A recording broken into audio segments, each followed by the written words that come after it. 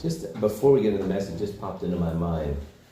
We covered this last year. This is not the message, and it's not for the purpose of this morning, maybe another time. But Titus 1, look at that with me real quick.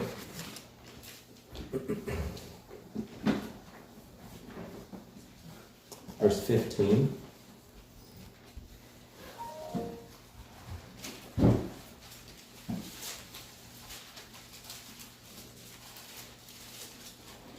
Titus 1:15 says, "To the pure all things are pure."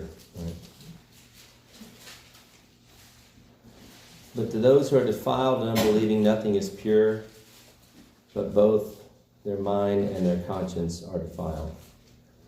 And then he goes on, "They profess to know God, but by their deeds they deny him, being detestable and disobedient and worthless for any good deed." But the statement is in there in the midst of that, this truism. To the pure, all things are pure.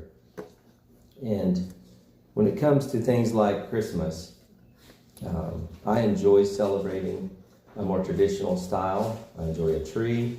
I enjoy the songs. I enjoy all of it. Because to me, I purified it in my mind. It seems like in Christianity, when they don't tend to know how to love or what to focus in on, they tend to try to become the enemy of anything that is traditional.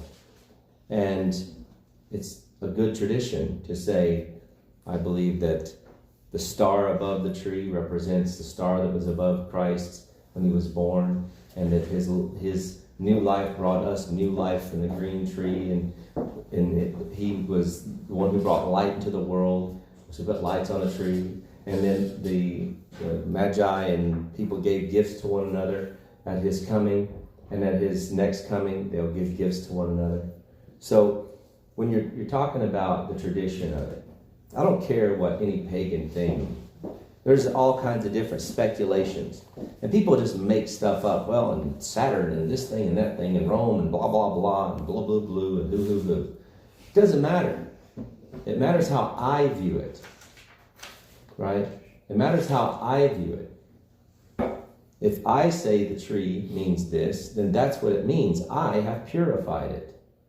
If I say the star means this, then that's what it means because I have purified it. In my home, it's an object of a memorial to the birth of Jesus and to the life of Jesus.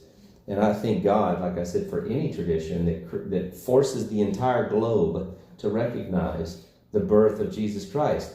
Only a foolish person would want to take the tradition of Christmas out of society. And so that society has one more reason to dismiss the worship of Jesus Christ and to forget about it. So I have a tree behind me because I'm going to, like last year, make this tree pretty again. And in my heart, in my mind, in my family, it's going to represent the worship of Jesus Christ, the birth of Jesus Christ, the life of Jesus Christ, the happiness of his coming. And even though his birth means death for him, it means life for me. And because of that, I give gifts. And it is a memorial of fantastic gratitude from me to the Lord and a celebration amongst his children to celebrate his birth annually. I think it's a privilege. And I know it's a privilege. And I know he's happy about it. And however you want to manifest that is up to you. Whether you do a tree, whether you don't do a tree, whether you do this or you do that, it doesn't matter.